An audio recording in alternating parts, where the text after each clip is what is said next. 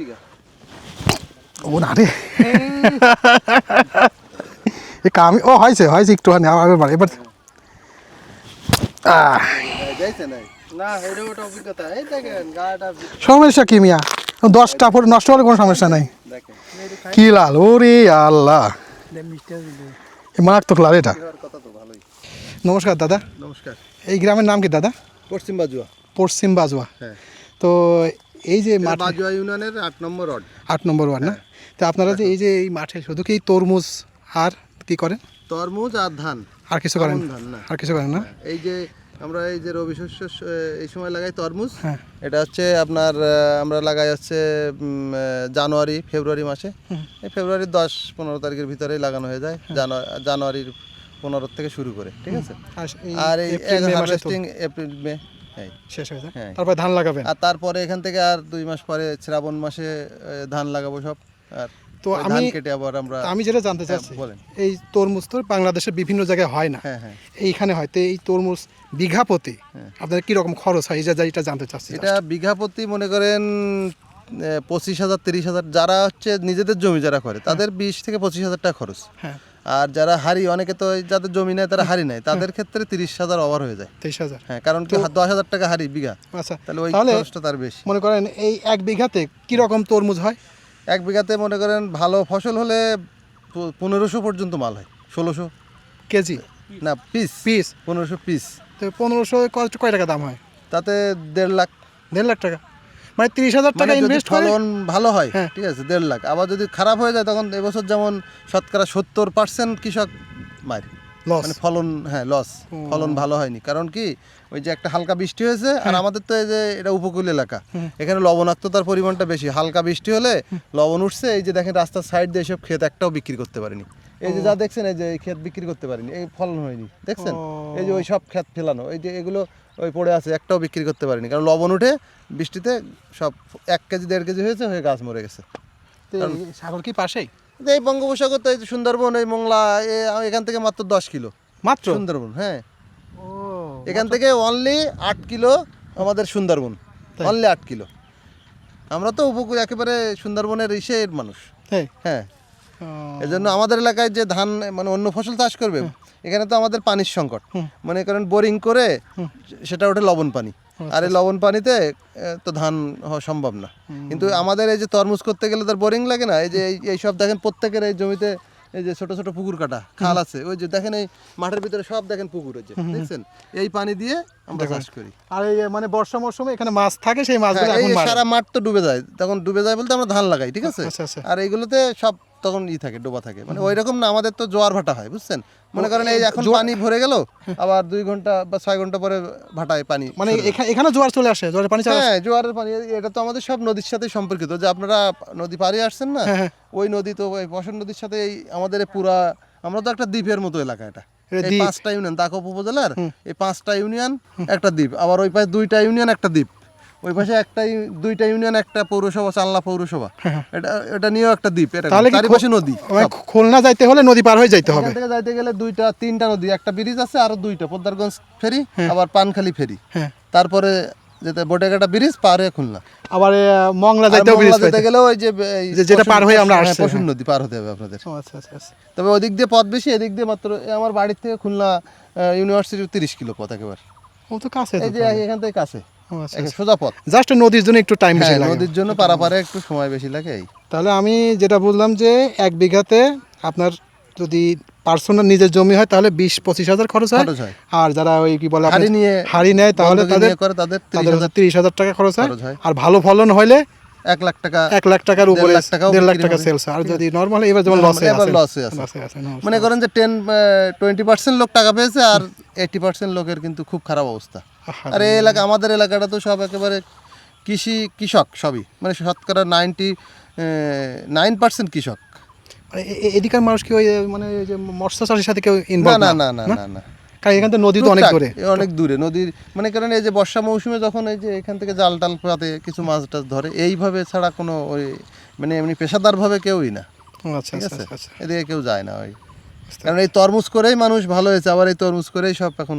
আমি যে এলাকায় থাকি ওই এলাকা থেকে বারবার জিজ্ঞাসা করে যে বাজুয়ার তরমুজ, তো আমি কই বাজুয়ার তো নাম আমি শুনছি অনেক, কিন্তু এই বাজুয়াতে মানে মোটামুটি মানে সবচেয়ে মিষ্টি হয় বেশি, মিষ্টি বেশি হয় না এটা অন্য বাংলাদেশের যে কোনো এলাকার থেকে আমাদের এলাকার। এখনকার তরমুজ কি সবে মানে পাকা কি? হ্যাঁ সব পাকা, এখন তরমুজ পাকা। এই দেখেন না গাছ মরে গেছে। আমার একটা তরমুজ আপনার তুলে দেন, আমি সেটা। এটা অন্যের ক্ষেত, তো আমার ক্ষেতে চলেন, আমি আপনি খেতেই যাই, চলেন আসেন। আমিও মংলাতেই চাকরি করি। কিসে চাকরি করেন? আমি মাদ্রাসায় চাকরি করি। ও আজকে তো ওইখানে বাড়িতে। এই যে যান কিভাবে যাওয়া আসা করেন? ও তাই তো কষ্ট হয় তাহলে তো, বিশেষ করে নদীটা বেশি ঝামেলা হয়। আগে থাকতাম ওখানে 12 বছর মংলাতে ছিলাম, বুঝছেন? হ্যাঁ, তারপরে এখন একটু বাবা মা বয়স হয়ে গেছে, আমি একা তো, এই জন্য একটু এখন বাড়ি থেকে কি হয় 3 বছর বাড়ি থেকে যাচ্ছি, বুঝছেন? আপনার বাড়ি থেকে মংলা কয় কিলো হয়? 15 কিলো আমার বাড়ি থেকে মংলা ঘাট পর্যন্ত। 15, সেটা তো বেশি না তাহলে। খালি নদীটার জন্য একটু সমস্যা বেশি। বড় সমস্যা, বুঝছেন? ওখানে ব্রিজ হওয়ার সম্ভাবনা নাই?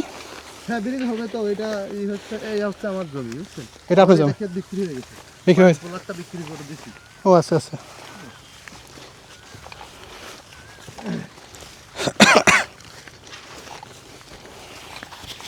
আমি আসলে ছোটটা পছন্দ করি বেশি, বুঝছেন? আপনারা বললে তো বলবেন কিন্তু টাকা বড় তরমুজ দিচ্ছে, কিন্তু আমি কিন্তু কখনো বড় তরমুজ করি না। না আমি শুনছি, আমি দেখছি ওই ওই এলাকাও দেখছি, বুঝছেন? ছোটগুলো সবচেয়ে বেশি মিষ্টি হয়, বুঝছেন? হ্যাঁ, এর থেকে এই যেমন আমি একটা দিচ্ছি, এটা একটু তরমুজ যদি কিছু থাকে ছুরি বা ভেঙে খাওয়া যাবে, বুঝছেন? না আমার ছুরি তো না, ভাঙি নাকি? ভাঙেন ও যতই, এখন ওই ক্ষেতের ভিতর দিয়ে উঠাবো, বুঝছেন? হ্যাঁ, আমার ওই যেটা ক্ষেত আছে ওখানে যাবো। বিসমিল্লাহ। আরে আল্লাহ, কি লাল, কি লাল। এই মাছের ওটা লাল না, ওটা বেশি ভালো হয়নি, দেরি করেন আমরা দিচ্ছি।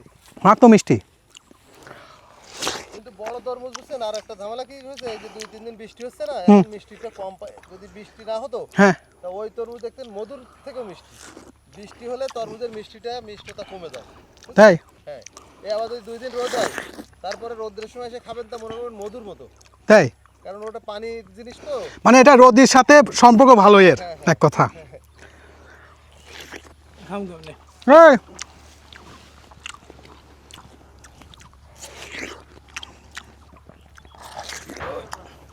চলে দৌড়াই, আমি তো এদিকে খাইতেও পারি না। খাবেন কা আপনি? আমার খাওয়া লাগবে কা? আচ্ছা খাচ্ছে। এইটাকে আপনার? এটা আমার ক্ষেত, হ্যাঁ। মানলাম। কতটুকু আছে এখানে? এখানে 2.5 বিঘা। ও না রে, আমি ও হয়েছে একটুখানি এবার এবার না, এটা ওটা অভিজ্ঞতা। এই দেখেন গাটা, সমস্যা কি মিয়া, 10টা ফুট নষ্ট হলে কোনো সমস্যা নাই। দেখেন কি লাল, ওরে আল্লাহ, মারাত্মক লাল এটা। কথা তো ভালোই। এদিকে দেখছেন আমরা ভালো। বিসমিল্লাহ।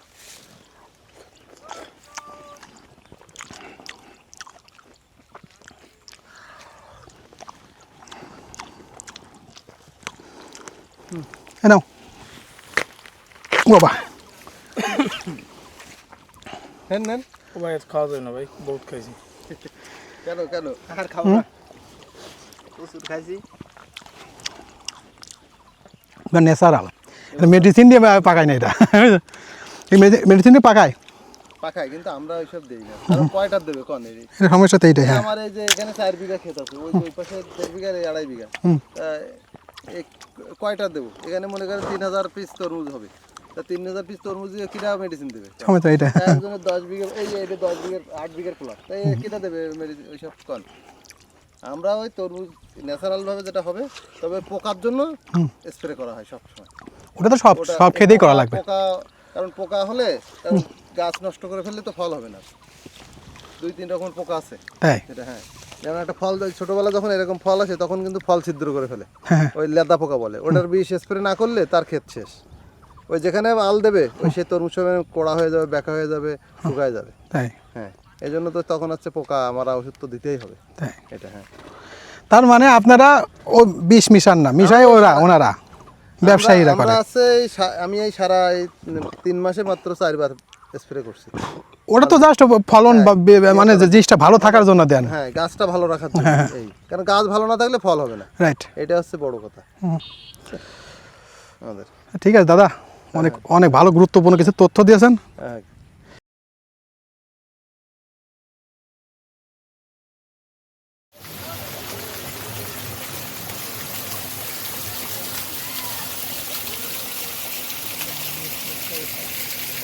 হুম।